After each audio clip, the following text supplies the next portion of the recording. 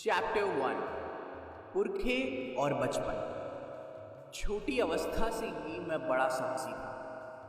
अगर ऐसा ना होता तो खाली हाथ सारी दुनिया घूमाना क्या मेरे लिए कभी संभव होता। विवेकानंद।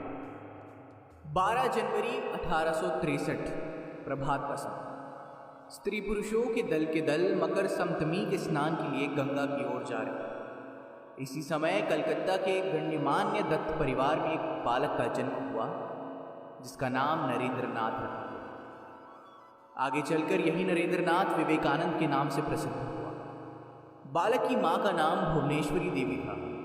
नरेंद्र से पहले उनकी 2 लड़कियां थीं। बेटी का मुंह देखने की उनके मन में बड़ी अभिलाषा थी, इसलिए सुबह शाम शिव मंदिर जाकर प्रार्थना करने लगे। कहते हैं कि एक दिन वो पुत्र कामना में इतनी ध्यानमग्न हुई कि उन्हें कैलाशपति शिव सामने खड़े दिखाई दिए। धीरे धीरे उन्होंने शिशु रूप धारण किया और भुवनेश्वरी देवी की गोद में बैठ गए। इससे मां का ये विश्वास बना कि बेटी का जन्म शिव के वरदान से हुआ है, इसलिए उन्होंने उसका नाम वीरेश्वर रखा। घर में यही नाम चलता था और प्रियजन बीले कहकर पुकारते। कलकत्ता में कायस्थ वंश के कई दत्त परिवार थे। इन परिवारों में बहुत से योग्य और विद्वान व्यक्ति पैदा हुए। विवेकानंद के समकालीन इतिहासकार रमेश चंद्र दत्त उनमें से एक थे। विवेकानंद का जन्म इसी कायस्थ परिवार में हुआ था, पर रोमाम रोलाम ने उन्हें क्षत्रिय वंश में उत्पन्न होना बताया। शायद उन्हें यह भ्रांति इसलिए हुई कि खुद विवेकानंद ने विदेश यात्रा से लौटकर अपने मद्रास के भाषण में प्रसंगवश कहा था।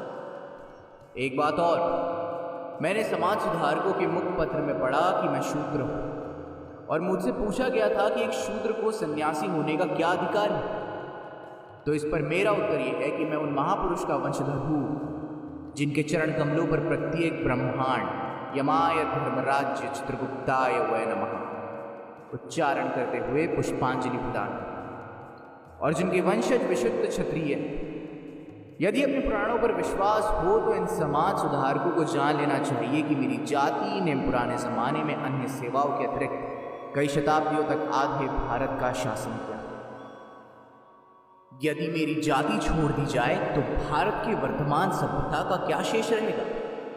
अकेले बंगाल ही में मेरी जाति में सबसे बड़े दार्शनिक, सबसे बड़े कवि, सबसे बड़े इतिहासज्ञ, सबसे बड़े पुरातत्ववेत्ता और सबसे बड़े धर्म प्रचारक उत्पन्न हुए।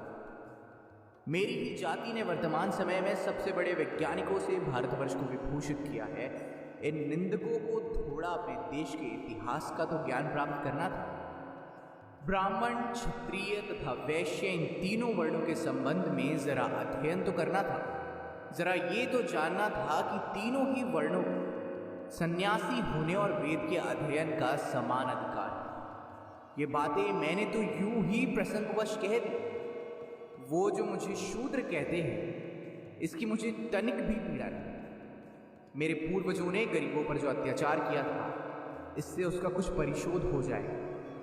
यदि मैं पैरिया, नीच, चांडाल होता तो मुझे और भी आनंद आता, क्योंकि मैं उन महापुरुष का शिष्य हूं जिन्होंने सर्वश्रेष्ठ ब्राह्मण होते हुए भी एक पैरिया, चांडाल के घर को साफ करने की अपनी इच्छा प्रकट की।